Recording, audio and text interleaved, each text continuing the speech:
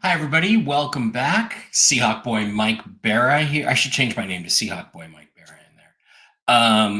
And we have another new video. Yeah, edit name. Okay, so let's go with Seahawk Boy. That's better. Seahawk Boy Mike Barra.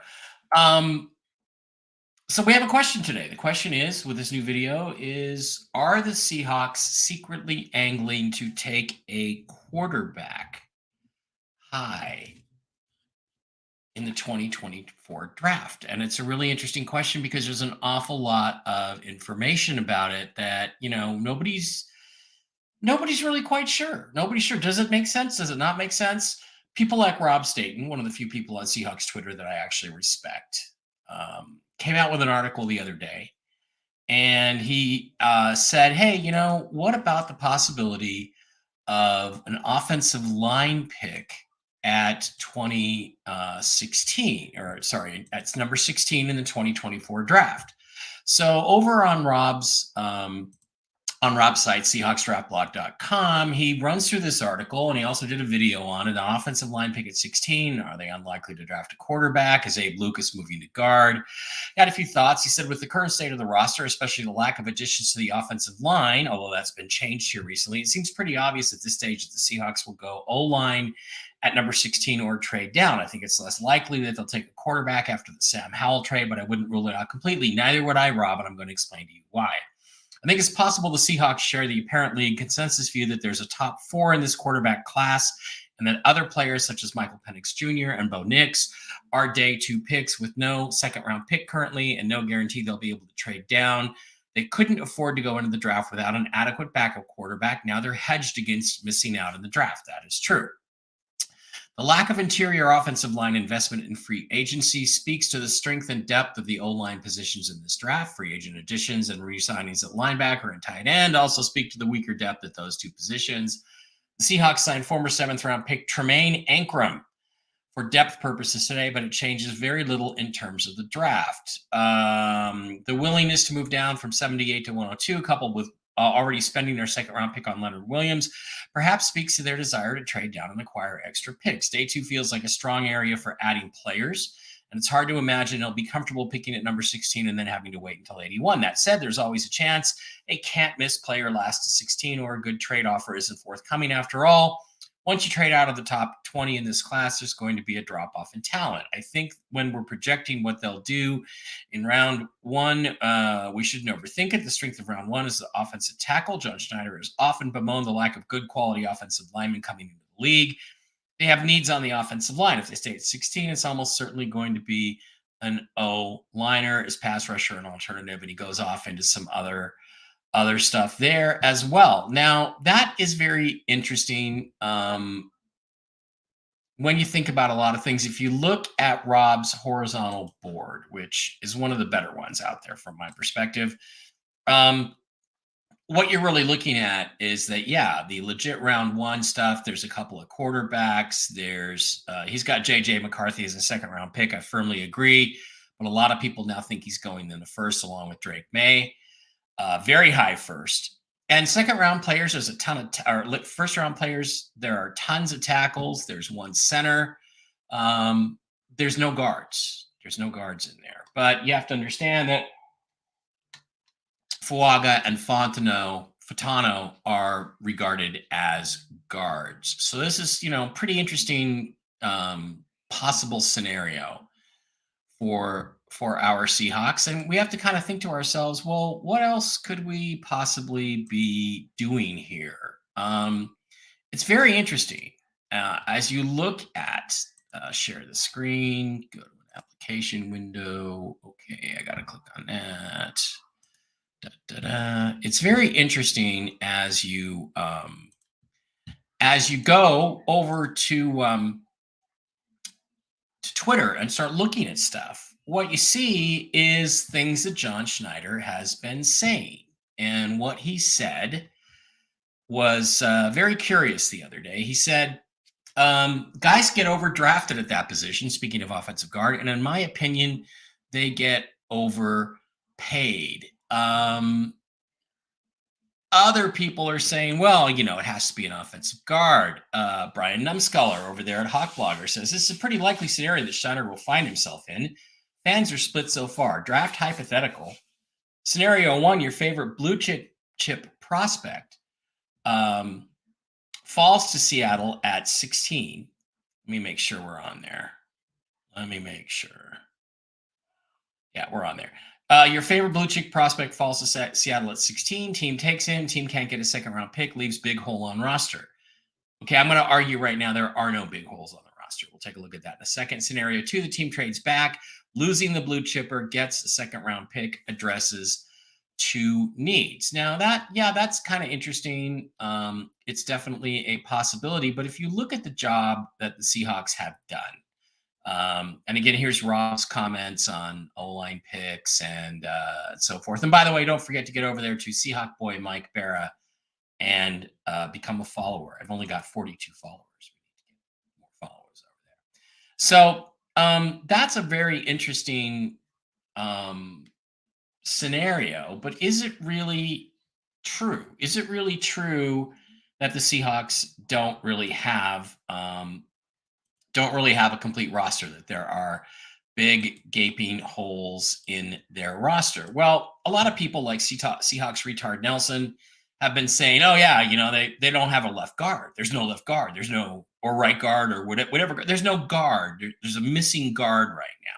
But if you look at what they've done in free agency, they've literally addressed everything else. Now, this is the way I've always wanted the Seahawks to use free agency, which is to sign guys at reasonable prices that had NFL experience and NFL success, that were NFL quality players, and plug them in. And then in the draft, you can take the best player you can get your hands on, regardless of position, because you've got an NFL body at every position. It's when you screw your roster up to the point that you don't have NFL quality bodies at a given position that you're in trouble. We used to say, my brother Dave and I used to say, the other Seahawk boy, who's never been on here yet, but sooner or later he will. He said, Seahawks don't bargain shop in free agency, they dumpster dive. And that's been really true of them for a long time. But this year, they bargain shop. They waited out the first 2-3 days of free agency. They re-signed Noah Fant. They re-signed Leonard Williams. And then they started filling in some of their holes. They had two big holes at inside linebacker. And they went out and got Terrell Dodson and Jerome Baker, two good, experienced players at inside linebacker in their base 34. They signed Rashawn Jenkins as a safety, and then they signed Kevon Wallace as a safety. So they actually have 4 or 5 safeties on the roster who have played in the NFL, who are not a disaster. They went and signed Jonathan Hankins yesterday at nose tackle. He may actually be the starter over Jaron Reeder. They're certainly going to rotate time there. Draymond Jones is still on the roster. Boye Mafe, Leonard Williams. They got a solid improving defense. But let's look at the offense. They went and got Sam Howell. And again, Staten argues this is insurance in case they miss out on a quarterback. I think it's looking increasingly like if they want a quarterback, a top quality quarterback, a great prospect in this draft, they can get one. The question is, will they have the resolve to do it? Because Schneider keeps coming back to, well, we reached in the draft for years, and now we're totally strictly committed to value. Well, that's stupid, because you don't want to reach for need, but you also don't want to be a slave to your draft board. In order to get an elite franchise talent at quarterback, you have to reach, because everybody's going to try to take them before you can. If they recognize that same elite trait, they're going to take them. So you have to jump on it. You have to reach. You can't get around it. So look at what they did on offense. They went and got Howell. Howell, he's not an answer. But he was a starter last year. He threw more interceptions than anybody else in the NFL. And you can see why when you watch him, because he zeroes in on one read and stays and stays and stays and then throws the ball. That's got to get fixed. But one of the things, in the case of they signed Tremaine Ankrum. And everybody's like, well, if they think he's going to be the starter, they're crazy. So guard is the biggest need. Seahawks retard Nelson on the Seahawks depth chart they don't have a guard. They don't have an offensive guard. They've only got one. Well, bullshit. And let's take a look at why that's bullshit.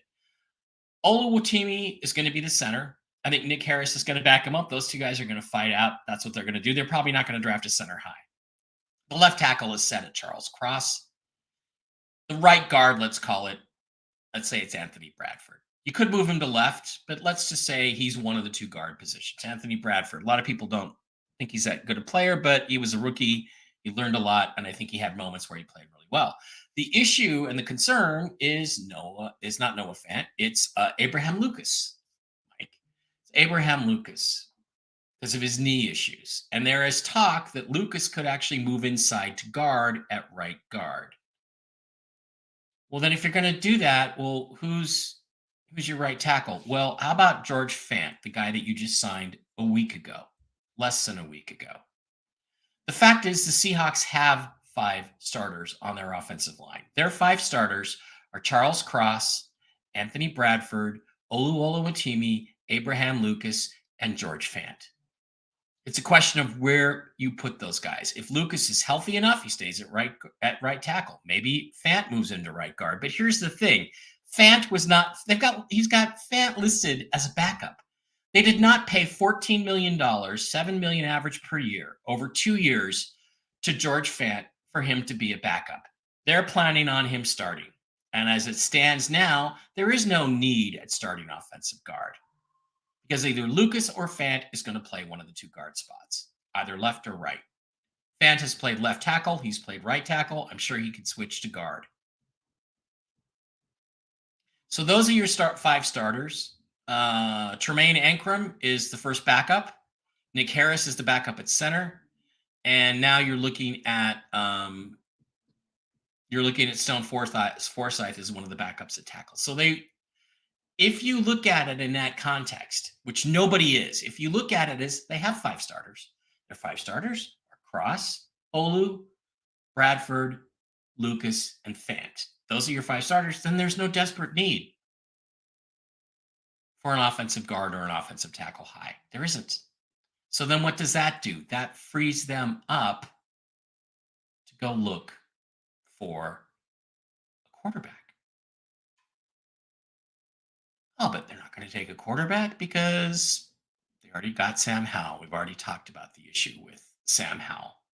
So now let's think about what quarterback might be where. If we slide over to the consensus mock draft page, what you see is that there are quarterbacks listed very high in the first round, but not much after that. Right now, the mock draft consensus, and these are not usually very accurate, is Caleb Williams. He's going number 1. Jaden Daniels, Drake May, Marvin Harrison, Malik Neighbors, Rome Odunze, Joe Alt, Dallas Turner, Jared Verse, Brock Bowers. The last quarterback going is J.J. McCarthy at 11. I don't think the Vikings are going to stay there. If they want McCarthy, they're going to trade up with either New England, Arizona, or the Chargers to get him. But those 4 guys are going to be gone. Now they have Bo Nix going here. I honestly can't see Michael Penix getting past the Raiders. The arm is too big. The talent is too great. And then, of course, they do what everybody says. Oh, yeah, they're going to take Troy Fautanu. Or they're going to take, Kool-Aid McKinstry or somebody like that as a corner. They're going to take one of the tackles, one of the guards. That's the general consensus. And there's no other quarterbacks that come off their board in these first 3 rounds in the consensus mock draft. They are all gone.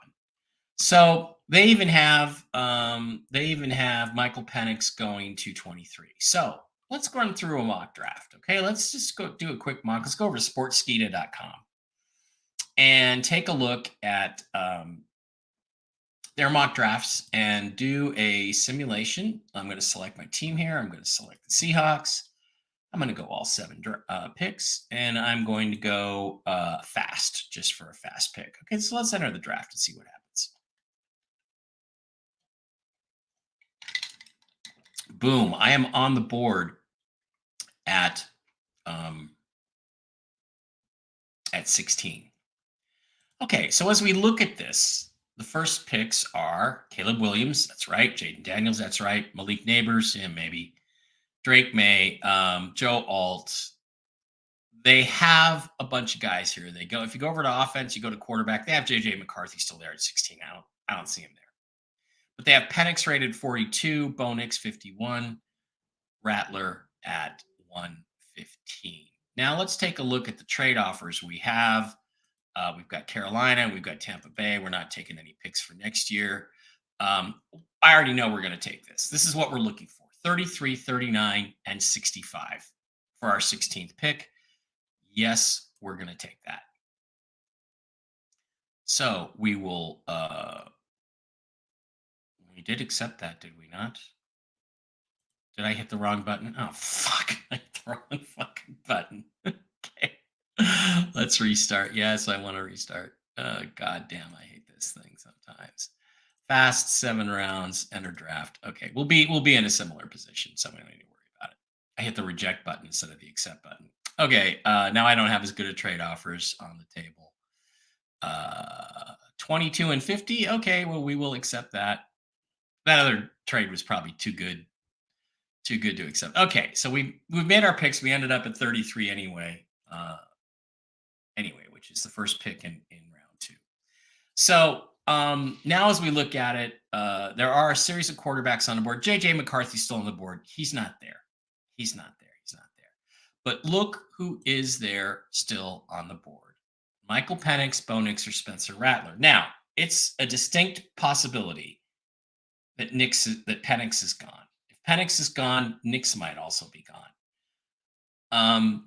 I'm thinking that one of these 3 is going to be here.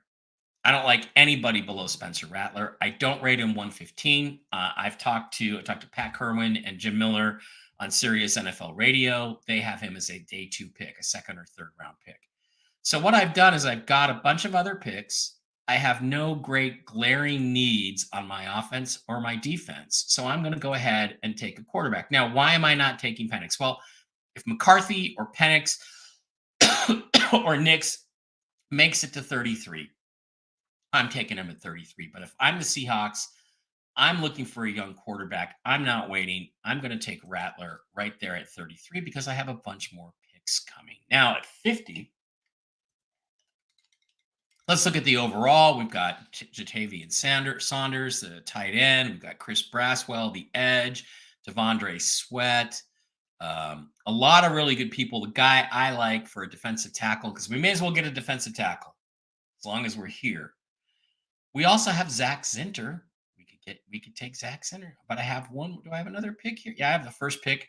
I'm going to go and take Chris Jenkins. And now I've addressed my defensive line. I'm going to reject all these trades. And now I'm taking Zach Zinter at the top of the 3rd round. So I've addressed interior offensive linemen for the future. He may be able to beat out Anthony Bradford. That's the plan. But there's no reason to take an offensive guard high if you can trade out. And this is all if you can trade out, which I'm not really thinking that you can. But, there's no, well, I'm not saying I'm not thinking that you can, but there's no guarantee you're going to be able to trade out. So now let's look at the other positions we might get some depth. I am looking for a linebacker. Now, the guy I wanted, Peyton Wilson, is almost certainly gone. But let's look at other linebackers. This is the guy I love. Jeremiah Trotter Jr. is good. I love Tommy Eichenberg. I'm going to take him. And I've now addressed my long-term needs.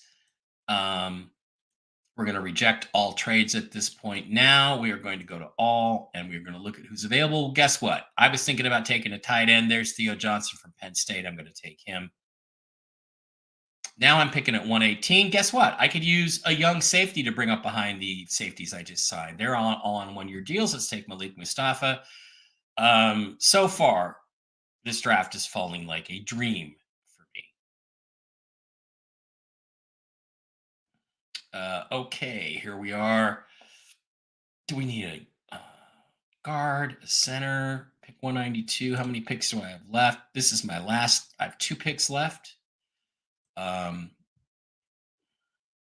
am going to take another. Do we need a wide receiver? Do we need a running back? Do we need a linebacker? We can always use more running backs here in Seattle. But um I'm thinking actually here. Well, I'm just going to go ahead and take the running back. I'm taking Isaiah Davis. Why? Because we may as well have as many running backs as possible. We have one more pick. And if the guy that I want is there, we are taking him. We're down there at the bottom. Oh, Zion Talupa Fatui. God damn. It's going to take Drake May, but not Drake May, but Drake Nugent, the center from Michigan. But I really, really like Zion Talua Fatui. So we're going to just take an edge and be done with it. Now, that's a dream draft for me. That's like, that one came out amazing. I got the quarterback, not the quarterback I wanted, because I would prefer Penix, but the quarterback that I need in Spencer Rattler. I got Chris Jenkins for the interior defensive line. We can get rid of Draymond if we want, or we can keep them both and pile it on.